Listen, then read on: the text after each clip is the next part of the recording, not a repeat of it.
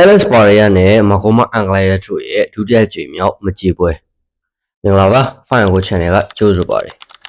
အော်တိုဘာ9ရက်တနင်္ဂနွေနေ့မနက်ခင်းပိုင်းမှာတော့ကျွန်တော်တို့ MMA ပြည်သက်တွေအနေနဲ့လုံးဝလက်မလွတ်တမ်းကြည့်ရှုအားပေးရမယ့်ပွဲကောင်းတစ်ပွဲရှိလို့နေပါတယ်အဲပွဲကတော့ Alice ပါရရနဲ့မကုမအင်္ဂလိပ်ရတို့ရဲ့ဒုတိယကြိမ်မြောက်မကြည်ပွဲပါ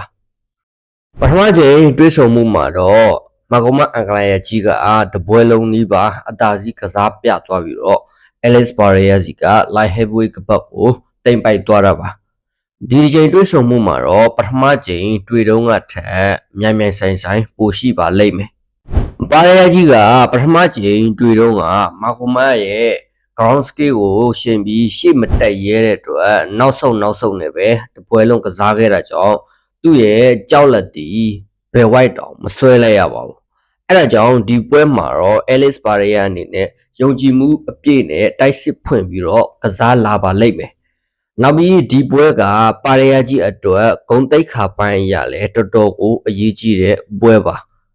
အကယ်၍ဒီပွဲသာထပ်ရှုံးခဲ့မယ်ဆိုလို့ရှိရင် Alice Barrier အနေနဲ့ချန်ပီယံဖြစ်ဖို့ရာတေချာပေါက်မလွယ်တော့ပါဘူးမကုမအင်္ဂလိပ်ကြီးကလည်းပထမကြိမ်တွေ့ဆုံမှုမှာ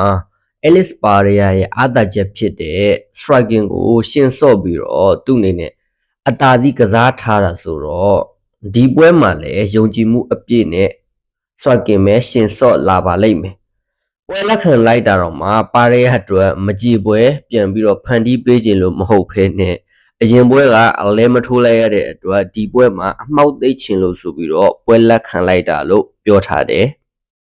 Alice Barrier ရဲ့လက်သီးပါဝါကလည်းတကဘာလုံးကပရိသတ်တွေတည်ပြီးသားပဲများလုံးဝထိကြ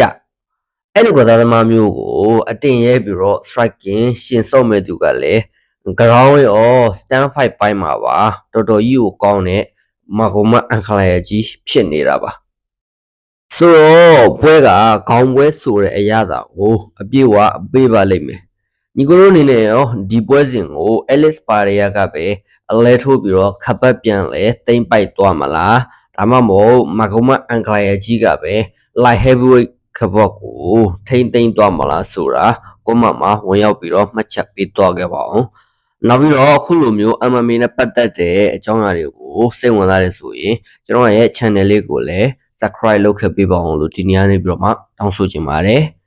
အဆုံးထိကြည့်ရှုပေးခဲ့တဲ့တယောက်ချင်းစီတိုင်းကိုလည်းဒီနေ့ကနေပြီးတော့မှကျေးဇူးအများကြီးတင်ရှိပါတယ်အားလုံးကိုကျေးဇူးတင်ပါတယ်